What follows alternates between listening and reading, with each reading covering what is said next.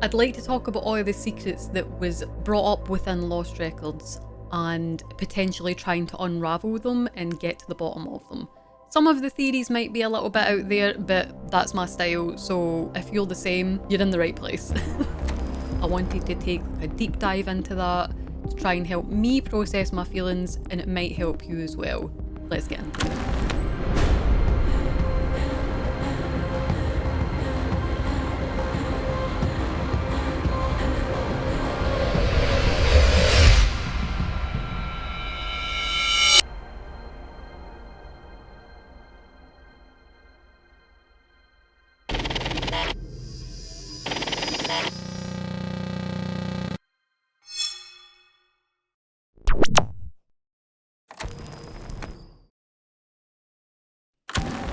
One of the most pronounced figures in Lost Records, surprisingly enough, isn't Kat, Swann, Nora or Autumn.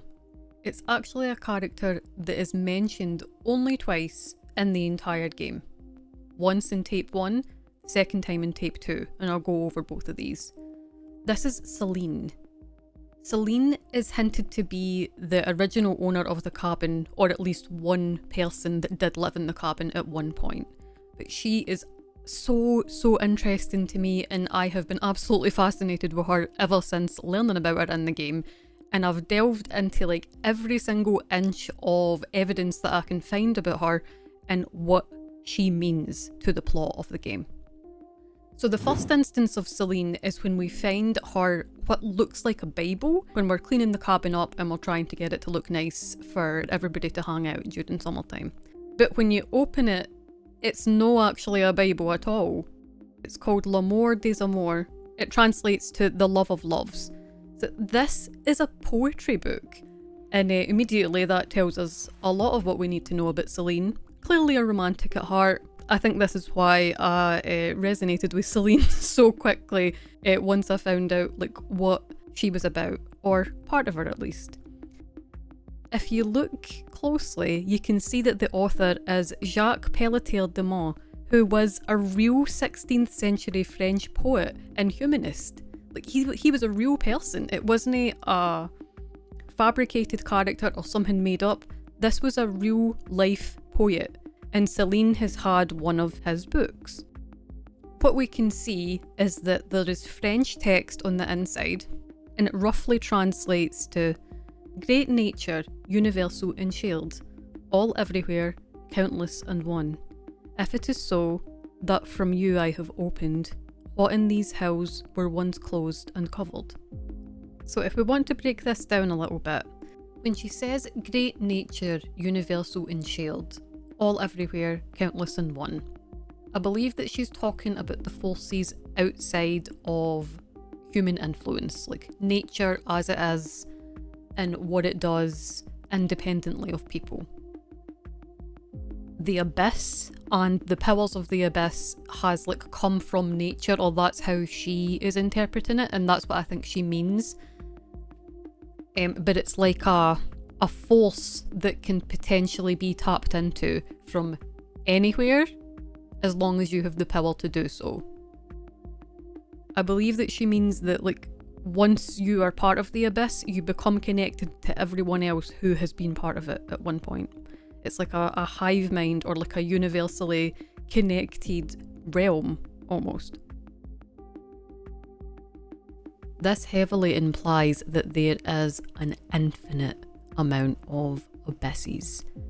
And just because one has opened in Velvet Cove doesn't mean it's the only one, but it's simply one opening of something vast. There's definitely a bigger picture here. When she says, what was closed and covered in these hills, that could refer to the abyss beneath the town in the forest that has now opened. She blatantly says that she has opened it, so I think it's pretty clear that Celine is the one who opened the abyss. The Raven sketch is also really fascinating here because, once again, that's something that Celine has drawn, and it's something that Kat draws quite often throughout the game, and she also refers to the Raven a lot. She even claims the Raven to be her when they make the lock at the end of the game and they decide on a symbol, Kat's symbol is the raven. Also her mask when they decide to burn the ranch, also a raven. So it's kind of indicative of Kat. It's very tightly connected to her character, and I'll get into that in a little bit. And then at the bottom there is one singular line that is written in English. And this is the part that I find extremely interesting. And it says, "If you have found this, freedom lies inside. Celine." So Celine has actually signed this page off, but she's specifically written it in English, as if knowing the person who found it, that's the language that they speak. The fact that it's like she's written it in English, like I said, and it's in a French book, it's on purpose. It's like she's done this because she knows who's going to read it. Freedom lies inside. My interpretation is that she's referring to the Abyss. She doesn't mean the cabin, she doesn't mean the book. The book isn't magical, but the Abyss is. It could also refer to inside the self, whether it's Swann or Kat. Like the answer lies inside, as in like deep inside the self. There's more than one possibility, and I am so here for that. It definitely reads like some kind of a key or a prophecy of some kind. Celine is literally sending you a message here. In very few words, she's telling you what can be. And I truly believe that that is connected towards the end of the game, specifically when Kat sends you the message from the Abyss saying that she's here and to come and find her. This is the first indication that we get of Celine. There's no other physical evidence. We don't have like a photograph, or obviously nothing like that for the time period that she lived in. We do have this like handwritten note. Celine makes herself known multiple times throughout both tapes, and I'm gonna like go into all of them that I've found. There might even be more that I've missed. The definition of Celine means heavenly or sky, but if you want to take it further, if we have a different spelling of Celine, she was the Greek personification and goddess of the moon. And the moon is also shown so many times. We see it in Swann's tattoo, like adult Swann. We see it in the pendant that Kat has at the end, the crescent moon and the raven that are combined together. The second time that we come across Celine is much later in the game. It's in tape 2 during the Rapunzel chapter when Swann climbs in Kat's window and she's investigating the bedroom. Now, we find a book that Kat has cut out in the middle, and she's got a paragraph in the book where she says that she's been visited by this person and she calls herself Celine. So it's like Celine is like visiting Kat in her dreams, and this is absolutely not a coincidence. It's not just like, oh, this some random woman like visited me in my dream. She specifically told Kat her name, and Kat has written a personalised note inside this encyclopedia where she says, "I have a visitor in my dreams. She smiles and says her name is Celine. Don't be astonished to see me here. Time is not time, or isn't that clear? We are such stuff as dreams are made on, and gather our courage before the dawn. Maybe we are all made of star stuff. We'll be together and that is enough." You can tell this isn't Kat. Although Kat is also a poet and she loves to write, it doesn't seem like something that she would say. It definitely seems like the language and like the way that Celine would word things. So Kat has remembered the exact verse in which Celine has told her to. This isn't just a typical dream, this is a message. We get further clues about this when Swann is looking in one of the drawers. I haven't told you, but I've been having the weirdest dreams about that place. But like, from a long time ago. I think there were like witches, and maybe I was one too? So she says about having dreams from hundreds of years ago about witches. So she specifically mentions witches, but she says I might have been one too, and it's like a question, like she's questioning, she's not 100% sure. They're not dreams. I believe that they're memories. I 100% believe that they're memories, and that we are getting this directly from Celine and it's being played through Kat, again, like a vessel.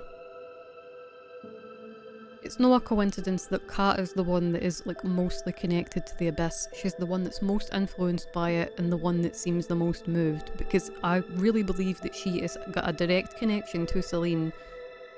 I don't believe that she is Celine, but I think that she was potentially there when Celine was around, whether like Celine also had friends and Kat was like a descendant of one of those friends, or if Kat is like some kind of reincarnation of that friend. We don't know. We don't know anything other than Celine herself, but an interesting thing to keep in mind for later. Another thing to note is when we're in Kat's room looking for the scissors to help her cut her hair, we can find a wee like playset in one of her drawers, and you can choose whether you want to like fix it or not, and you get batteries to put in it, right? And it looks like a wee Polly Pocket playset, but Kat has altered it and customized it to like what she wants it to look like. So she's drawn like these like pink and blue markings on the inside, and it's clearly that's meant to indicate the Abyss. So we see the wee cabin in the back. It looks like a lovely playset of their cabin. The thing that drew me into this was we've got the 4 ravens in a circle, but there's a 5th raven on a tree stump that's looking over the others. I believe that that 5th one is Celine. So I think that the 4 in the middle are Kat, Swann, Nora, Autumn. And I think the 5th one is Celine. And this is like a very, very small detail, but this is where I think like it's trying to show us that Celine is one of them. Like she's not beyond them, she's not like some kind of otherworldly force. She was one of them at one point, like they were the same. And I believe that that's why it's a raven and it's no like some other symbol. She's got a box under the little drawer here, and there's a secret button that you press and it brings out the pendant with the raven and the crescent moon. Now, I actually think that Kat found this in the cabin. It's strange that she's hiding it, almost as if it's a secret, and she's put it into this little secret compartment in the box. And it's no coincidence that it's a raven, but it's got pink eyes like the ravens that we've been seeing throughout the game. Clearly affected by the Abyss. But the fact that this raven is sitting on the moon is indicative of the connection between the moon and the ravens. And like I mentioned earlier, the name Celine is literally a reference to the Greek goddess Selene, who was the goddess of the moon.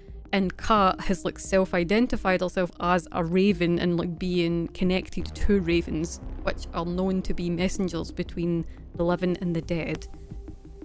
Later in the game, we see Kat has put like a ribbon through the pendant and she wears it like a necklace. I genuinely believe that that belonged to Celine. She takes off the gem necklace that she had before that she was wearing previously. She replaces it towards the end with this pendant.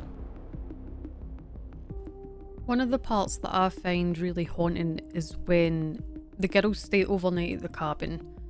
Swann wakes up in the middle of the night and Kat is missing.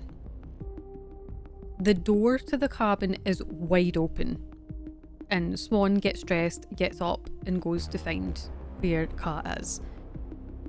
She finds Kat and they find the Abyss for the first time. So this is the first time that we see the Abyss as the player. And apparently this is the first time that Swann has seen the Abyss, and technically it's the first time that Kat should have seen the Abyss. But the way that Kat is acting, it's extremely out of character. She doesn't seem like herself. Her voice doesn't really have a lot of emotion in it. It's as if she's being used or she's being like puppeted by something else. This is where I think the Abyss is controlling Kat at this point. We can even see like the pink kind of reflection of the Abyss in Kat's eyes, but we don't see it in Swann's. And I don't mean like the spiral pink that we see in the eyes at various points. It's just, I think it's kind of an indication as if like this isn't Kat, this is the Abyss that's talking. Again, she's being a mouthpiece. Now, I don't believe that this is Celine talking through Kat. I believe this is the actual Abyss, and whatever is at the centre of the Abyss. Now, Swann says, I know this place. And all that she meant is, like, that's where they sat when they did the blood pact. And Kat says, we do. And the way that she says it is as it's kinda signifying Swann should know this place because, like, she is aware of the Abyss. This is showing me, like, a multi-layered entity that is speaking. This is not regular Kat that is saying this. It's quite eerie because she tells Swann to record it. Now, you use your camera and you point at various things in the scene, but if you actually point your camera at Kat, the signal becomes jammed. You get that strange pink twinge and that the video looks like it's all wavy. And the only time that happens to Swann's camera is if she's pointing it towards something that's like regarded as an anomaly. It's something that's related to the Abyss. But like, I love how the others point it out, especially Autumn and Nora, where they're like, this is weird. Like, this is super weird. It's not just like they all showed up at the Abyss like, wow, this is amazing. Like, oh, this is a cool thing. They really ground us in the moment. Like, this is messed up. Whatever is happening here is not right. Now, Swann can kind of go along with Kat, or she can have her reservations about it. It just kind of depends on what you choose as the player. But Kat is like all in at this moment. But again, it's not Kat. I just feel like Kat is the most susceptible. She is the one that the Abyss has managed to grab. And the like, regular Kat would not have left the cabin and left the door open when the others were sleeping. Like, just, it's not the type of person that she is. So that says to me she was being puppeted. She was being taken away kind of against her own will, and it's like she wasn't like fully conscious of that decision. Like, she was being controlled to do that. What we have seen is Kat, she's being used as like a mouthpiece, almost like a vessel. None of this is a coincidence. It's all connected together. It's really clever, and I'm honestly just so fascinated by it. This was one of my absolute favourite scenes in the game. But there is actually a lot of significance here that I don't want to pass by. So when we're watching the girls dance and Swann can choose whoever it is that she wants to dance with, we see the four of them start to like ascend, and it's as if they go beyond the cabin. Like, they might still be inside the cabin, but they've managed to somehow like transcend reality, and they're using like the Abyss's power, and they're able to like physically be there. But yeah, it's down to interpretation. That doesn't matter at this point. The thing that's really significant in this scene is, even though the four of them are floating and they're dancing, Kat is the highest. Like, she's the highest up. Kat is being put into the central position on purpose. It's like they're not all at the same level. She is higher than the rest of them. And that could indicate just her link to the Abyss at this point, how deeply connected she is to it. Her power could be coming through, like her actual power that I believe that Kat does actually have. The biggest takeaway that I can find about this is Celine has depictions of ravens, and she's leaving messages for Kat to find. She's speaking to Kat in her dreams, and Kat is also drawing ravens and like taking ownership of the raven. So what that indicates to me is that Celine was in the same position that what Kat was in hundreds of years ago. I believe that the Abyss was influencing Celine the same way that it's influencing Kat now. I do believe that Celine's position changes. Celine has been taken by the Abyss, or she's voluntarily went into the Abyss, and she has evolved. I don't know a better word to use than that. The raven was her thing, and she was doing the same thing that Kat was doing. She was being used as a mouthpiece for the Abyss, and then she became part of the Abyss, and then it's like her symbol has changed to the moon, as if she's like watching over. She's like a positive guide, and it's like she's trying to send messages to Kat, like a future version of what happened to her, but trying to help.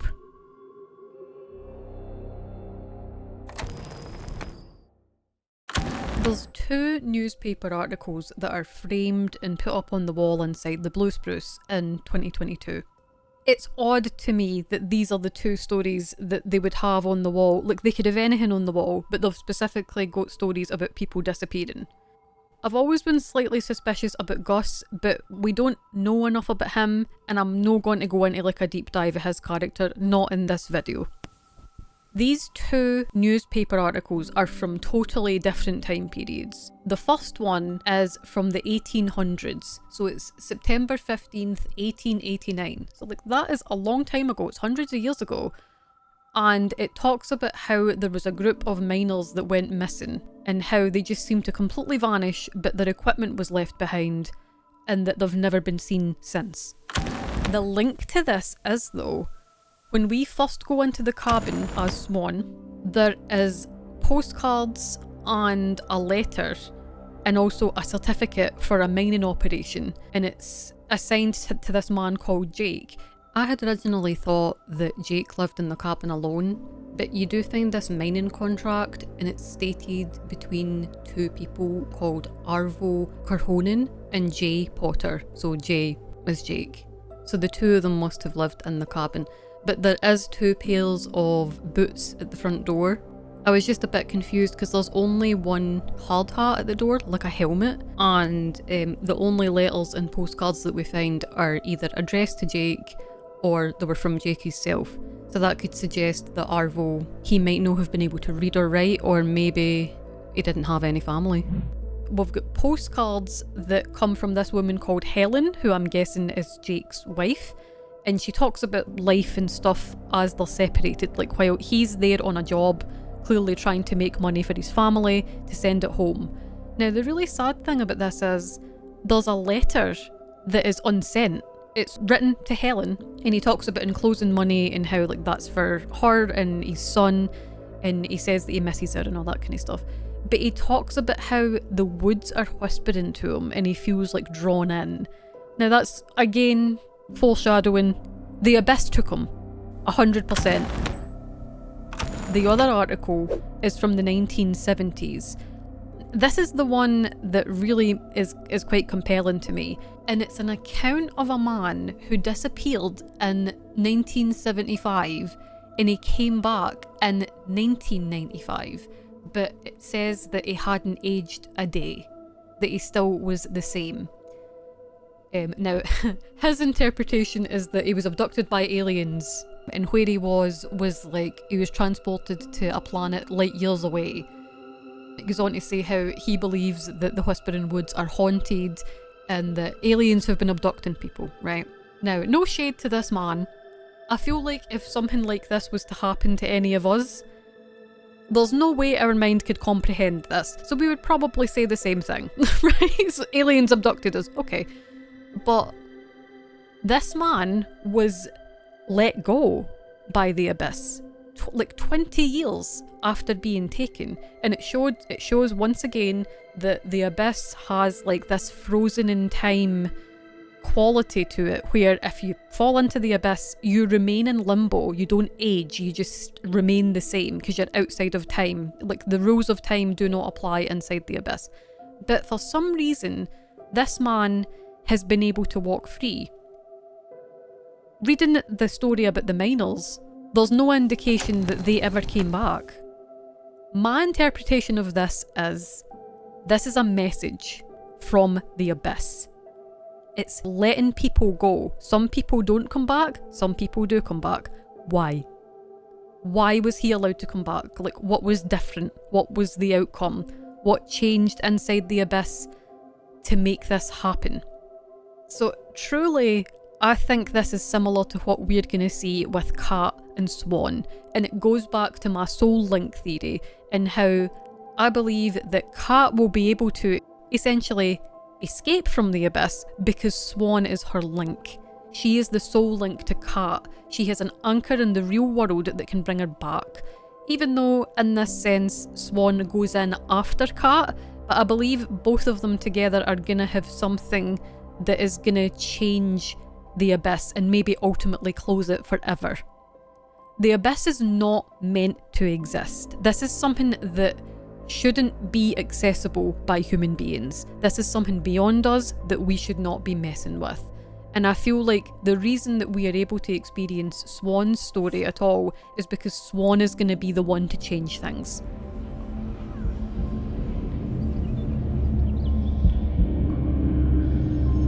I'll find you.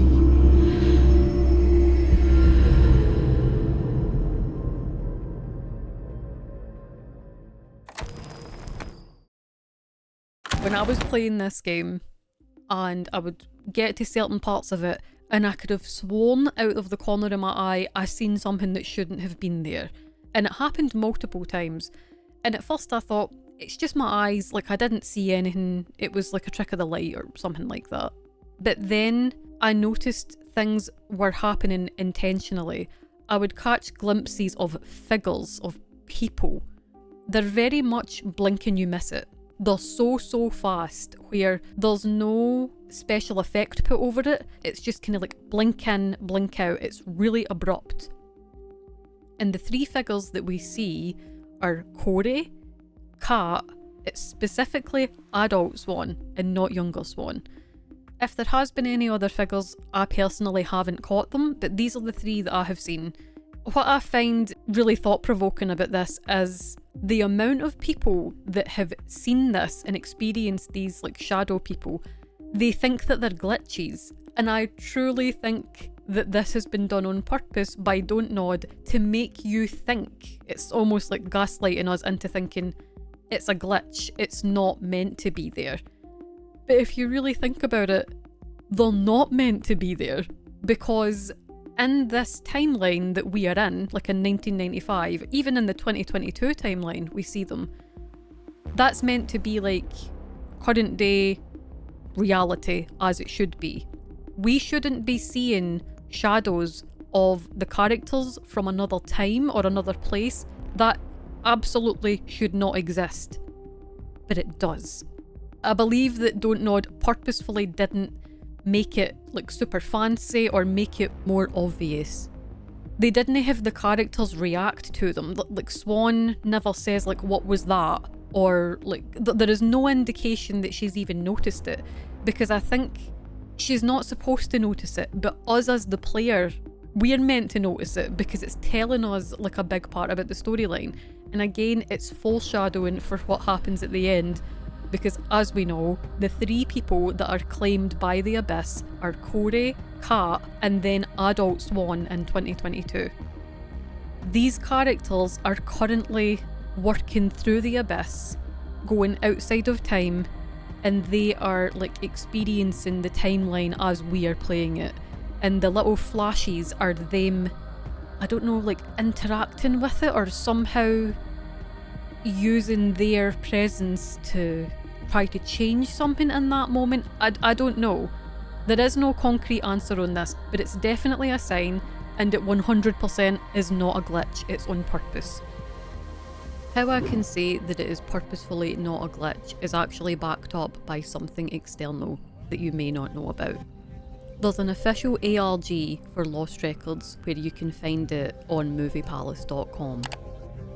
You'll get a whole website and it will link you to this game, this interactive game that you can play where you solve puzzles on behalf of this girl called Erin.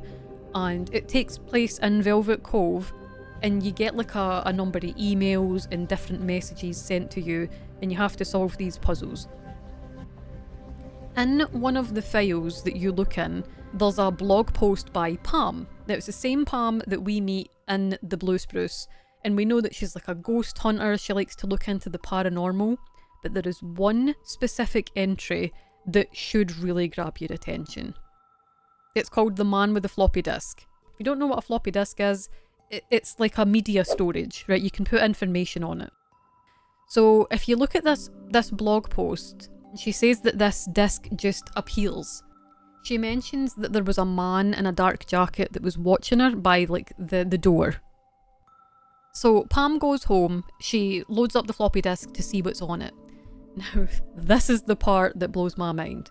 Pam writes this blog post in the 20th of August 1994. I want you to keep that in mind.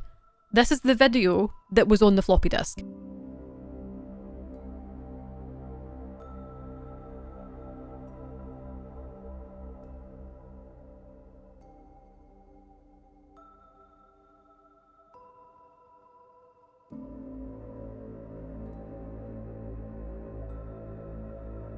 Now, obviously, that is Nora and Swann when they're watching the meteor shower in 1995. So how can it possibly be in existence that there is a video of this somehow? How does a video exist of something that happens in the future? It hasn't even happened yet. Also, it specifically points out one of the shadow figures, which is Kat. As you know, in the story, the girls don't meet until 1995. None of this has happened yet. So we don't know who this man is, we don't know how the floppy disk just appeared. My guess is that this is someone from the Abyss. I don't believe that it's Corey, Kat, or adult Swann. I think that this could possibly be one of the Abyss's previous occupants. This is someone desperately trying to send a message about what the Abyss is. And they know that Pam is into the supernatural and that she's always looking for things that other people won't see or that people will dismiss. So she's the best person to try and convince at this point.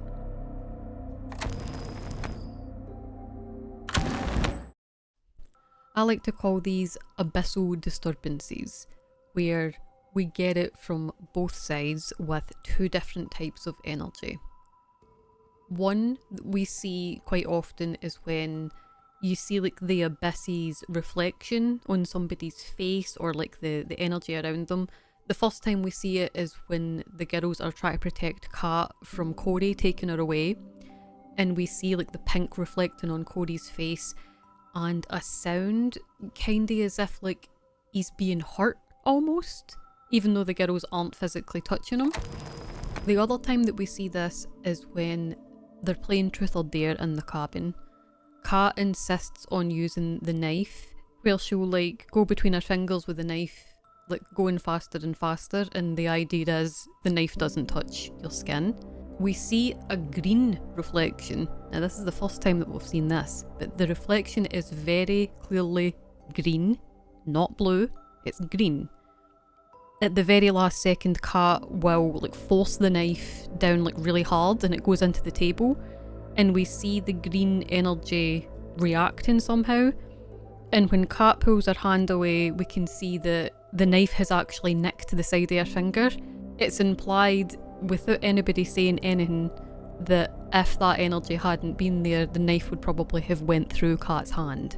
Like it would have actually like hurt her properly. But there is an interference here. Someone has intervened. The other time that we see this is they're all running away from Corey, and the deer run out in front of them and all of their eyes glow green. Again, it's the same colour of green that we've seen before. It's like the deer have been taken over for a second and that they protect the girls from Corey.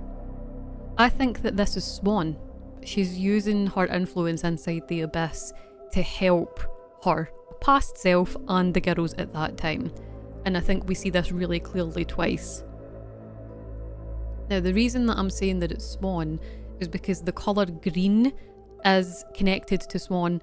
Her name colour, when we see the subtitles at the bottom, her name is always in green. Each girl has got their own colour. Kat is blue, Nora is yellow, and Autumn is pink. Green represents nature and growth, renewal, healing. Like it's got a lot of positive benefits to it, and this colour is so clearly suited to Swann and her personality and what she's like. It's never brought up in the game, none of the characters talk about it, but it's there for the player, and it was something that I noticed and we should be paying attention.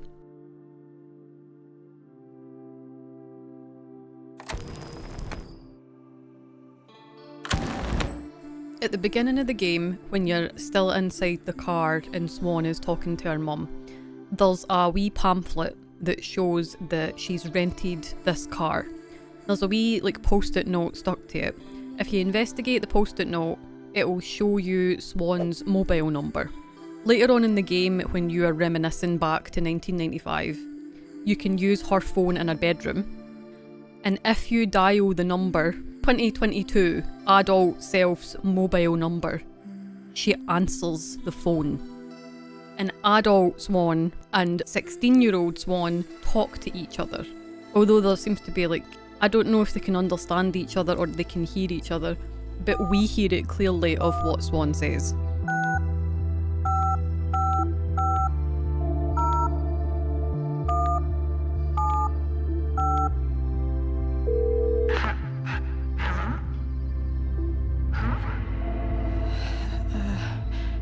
Hello? Who's there? Don't forget. I can't hear you. Hello? Additionally, you can phone her back a second time and she'll say this.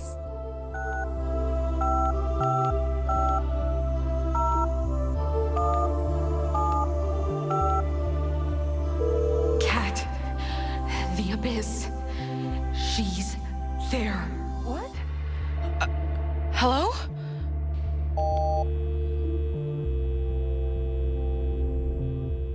Now, at this point in the game, you're still kinda early on with things that are happening, but you know what the Abyss is at this point. Obviously, you know who Kat is, but adult Swann is saying Kat is in the Abyss, and she's also saying to younger Swann, don't forget. And it's as if this is definitely adult Swann from the Abyss, which we haven't even seen yet. Like, this hasn't happened yet, so unless you've finished the game, this wouldn't really make any sense. You're just like, what is going on here? But this is clearly like Abyss Swann. I don't want to say going back through time, but like she is outside of time in the Abyss, able to talk to younger Swann, and she's trying to convince her not to forget. So she's telling her basically, don't forget. Now, what she means by that is when you finish the game, Kat or Swann will tell the rest, we have to forget about each other. We have to forget about all of this because this is the only way to protect us. And that's the price that Kat has to pay. So Kat gives herself in order to protect the rest.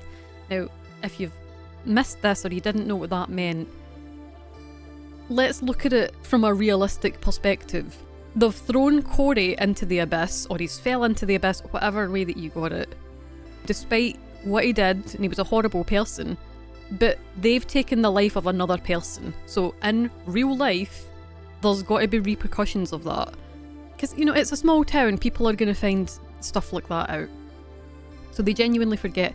But this is interesting because, like, adult Swann from the Abyss is trying to tell younger Swann, don't forget. Now, at that point in time with younger Swann, the confrontation with Corey hasn't happened yet. Like, we're nowhere near that part of the game from younger Swann's perspective. So this is indicative of what adult Swann is doing once she's in the Abyss. Once you type in the number and you've had the phone call with adult Swann, you actually get an achievement called I'll see you again in 27 years. And the little icon that you get with it is like a hybrid of a mobile phone and a landline phone. But this actually brings me to my next point.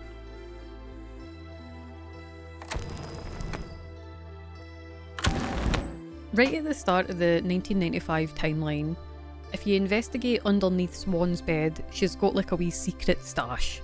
I think most of us, during my teenage years, you probably had something like this, where you wanted to keep something hidden. Whatever your secrets were at the time, you wanted some kind of safe space. So Swann's secret stash, bless her, she's only got 3 things. It genuinely made me chuckle when I seen it. I was like, she is such a sweetheart. The first thing that we see is it's a romance book, right? And I don't think it looks that bad, right? But clearly Swann's thinking like, oh, like I can't let anybody find this. It's really, really cute. Anyway, the most important thing in this stash is this little folded piece of paper here on the right. It turns out to be a story that Swann has written. It's called Beyond the X, Echoes of Another Me.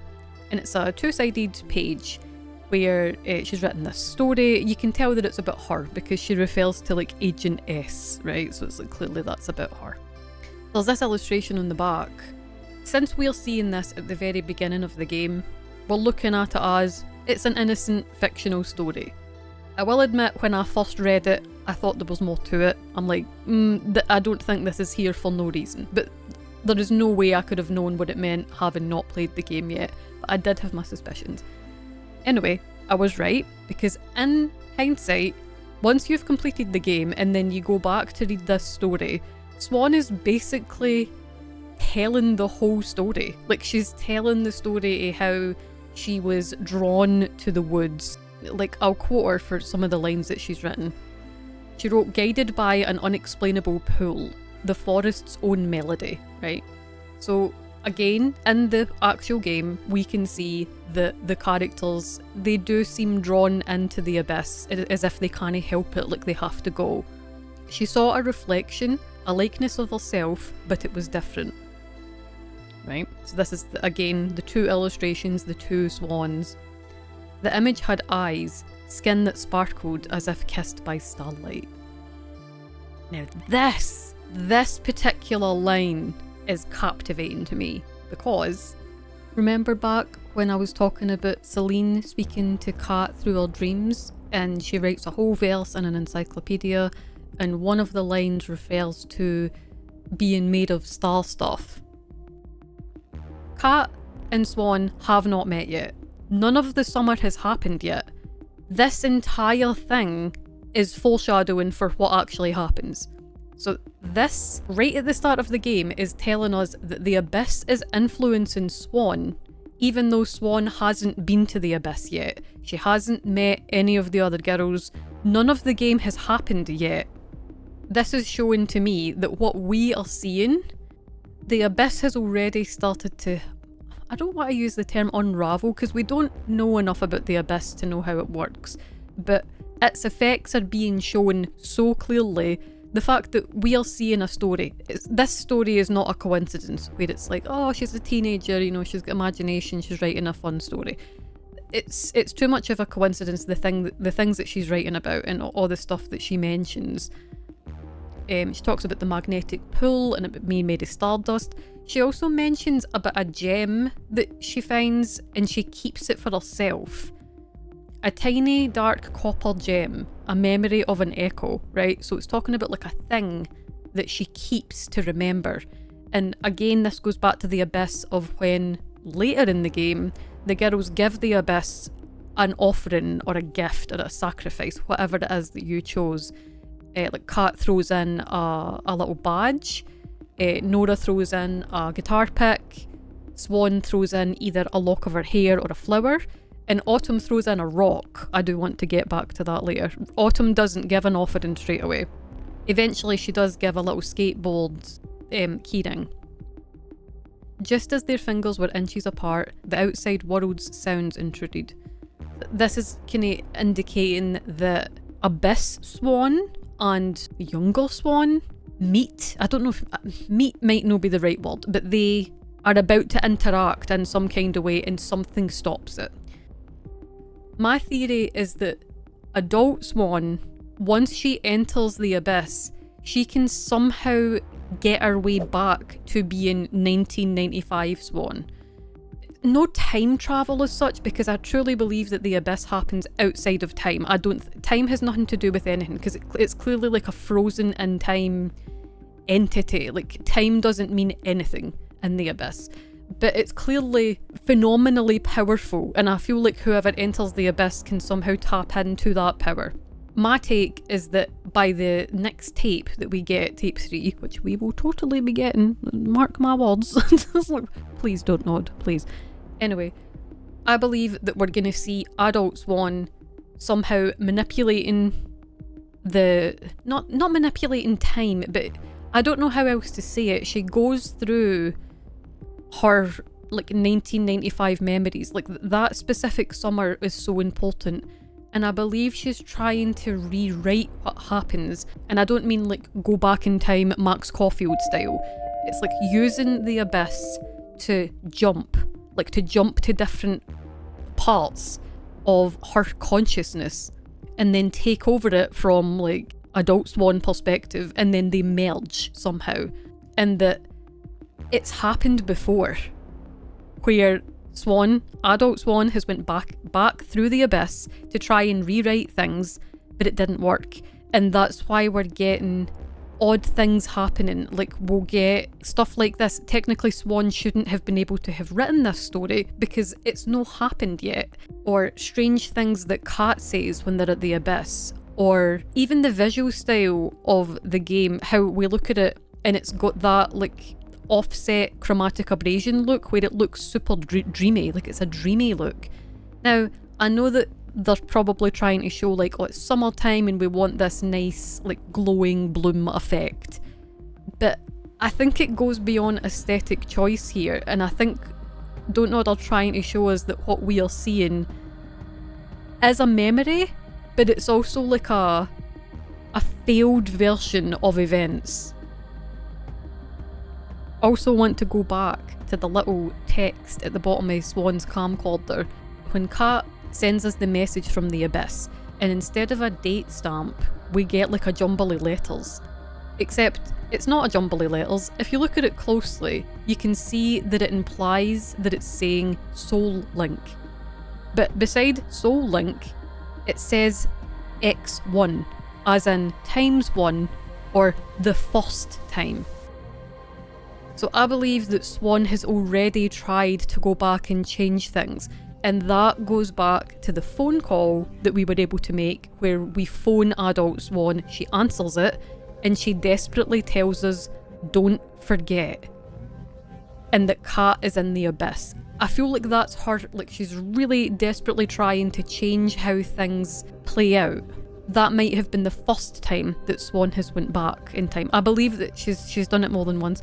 Like I said, the Abyss exists outside of time, so it's not the same as like rewinding time and trying to alter events to your liking. You're working with an entity that doesn't regard time as being. It puts Swann at like a massive advantage, but I don't know the implications of this. Like, how many times are you going to try and change things? It's going to tie itself into knots until the whole thing like rips itself apart. I don't have a big science brain, I'm just going in here with like the mad theories as they come to me. That's definitely my take, that this has happened more than once, and what we are playing is Swann has already went back, and that's why the Abyss seems to be bleeding through, and there's elements in the story that technically shouldn't be there. So when we get the box and we unwrap it, there is a note left on it that says, remember us, remember me, K. So it's clearly Kat that has left this message. We reach that point of confrontation where we push Corey into the Abyss. Kat pays the price for that. The whole point was they had to forget. But then we're getting this message saying the opposite of remember, like you need to remember us. So Kat has been trapped in the Abyss for 27 years, and Swann, Nora and Autumn all mention, like, why now? Why 27 years later? Like, why now specifically? Because to this point, the girls haven't spoke to each other. They have thought about each other, so it means that their memories weren't entirely erased. The game is telling us that they didn't forget each other, but they just completely forgot what happened. But then you get this message saying, like, remember us, like you're supposed to remember.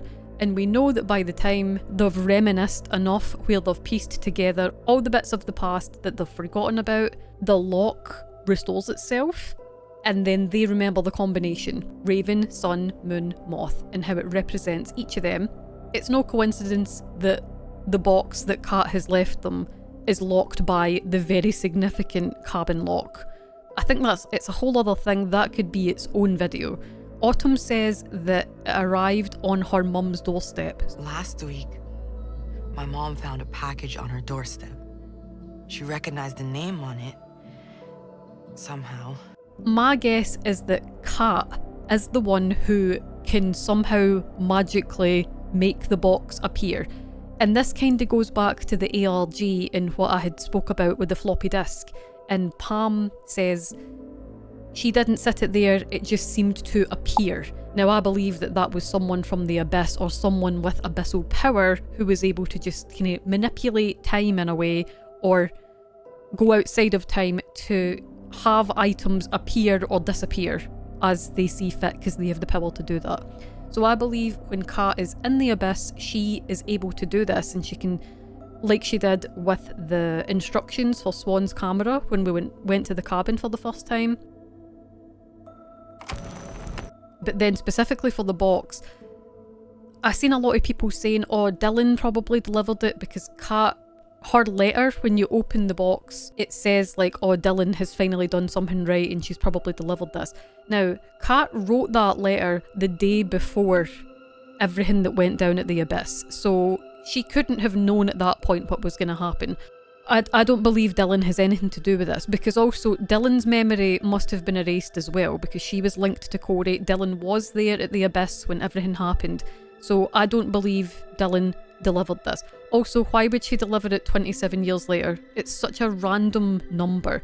This is the thing that I don't understand. I don't know why it took specifically 27 years. It's just like one of those everlasting questions that we might find out in future, but I don't believe we're meant to know.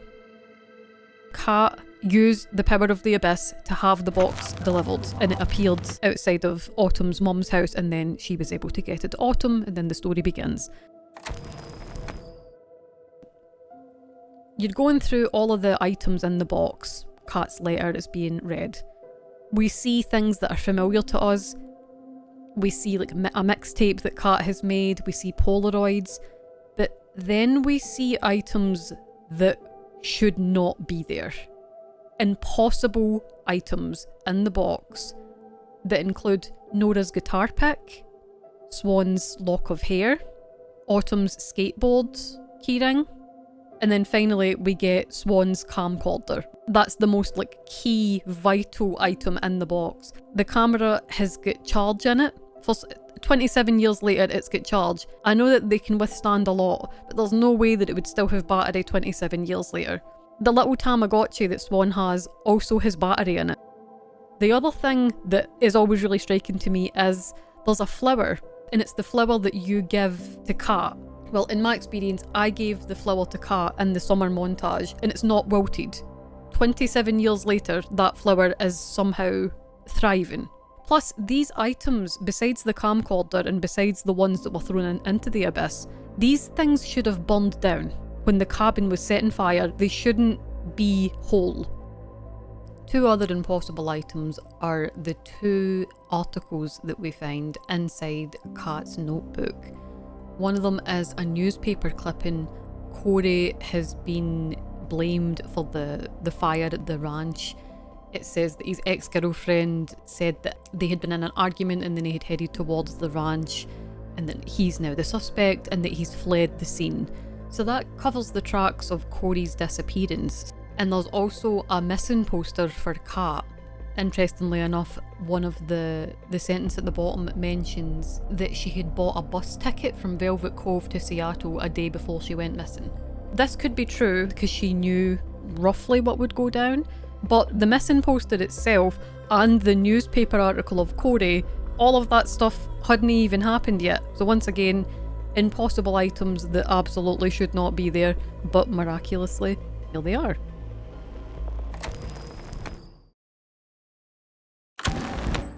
A very cool visual element that happens throughout the game, depending on your choices, is reflected in Swann's character, whether it's young Swann or adult Swann. So if you choose a more peaceful route, you'll start to see these blonde streaks appear in Swann's hair.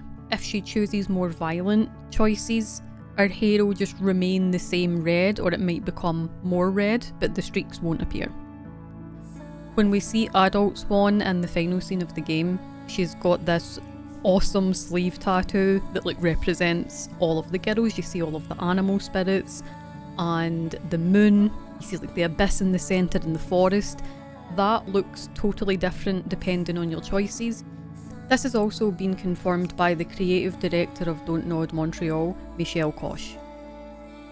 Even though she didn't have her memories, her heart was able to tell her, and that's how she was able to get her tattoo and to get all these symbols to represent the girls in the summertime. That's a big commitment. Like, she's covered her whole arm in images of that one summer, even though the Abyss made her forget. I've got this lovely clear artwork by Juliette Devillers. I'll include their ArtStation pages at the bottom so that you can go and check them out. So again, if you choose a more peaceful route, the tattoo is more of a blue colour, and you'll see the abyss looks more calm and peaceful. If you choose a more violent route, you'll see that the main colour is red. Instead of the full moon, you see the crescent moon and the raven. It's the same as Kat's pendant. So this is from Sam Bradley's Blue Sky account, where we have the concept work for Swann's tattoo. Now, the thing that's really interesting with this tattoo is the dragon at the top. Now, there is no dragon in Lost Records, but I think that the dragon is a representation of the abyss and what's at the centre of it, or what's in control of it. Like something powerful. Another thing to note is she has one on her other arm that is constant. It doesn't matter what choices that you make, it's the same either way. It's a little flower and there's a face in the middle. Now, at first, I wasn't sure what to think about this, but the more that I looked at it, I can see really clearly this is Kat. Look at the hair, the fringe. She's got like the super blunt fringe, the same way that Kat did. The blood running down her nose as well, and then dripping down into the petals. I think that the teardrops is to represent Kat's life and how there is a lot that she didn't get to do in her life. She had her diagnosis before she fell into the abyss, and she was just trapped, like she felt like her life was over. That must be a really, really difficult thing to live with. But by jumping into the abyss, she's still just in limbo. It's no solved her problem, she's only like delaying it. If she ever gets out, we don't know what's going to happen there. This imagery is super powerful. You're no guaranteed to see this. The game doesn't zoom in on this, you don't see it unless you're looking for it. It's representing rebirth. The fact that our face is inside this flower and it's like it's growing, it's blossoming. And once again, it's going back into the title of the game. We've got Bloom and Rage, and it's like bloom to represent the natural growth of things coming back, things thriving. And again, this symbol really says to me that Kat will come back. She's not gone, and Swann is carrying her forever.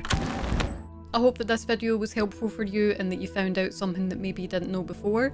If it's got you thinking about your own theories and your own thoughts, I'd love to hear about it, so please feel free to drop them in the comments. Lost Records Bloom and Rage really, really means a lot to me.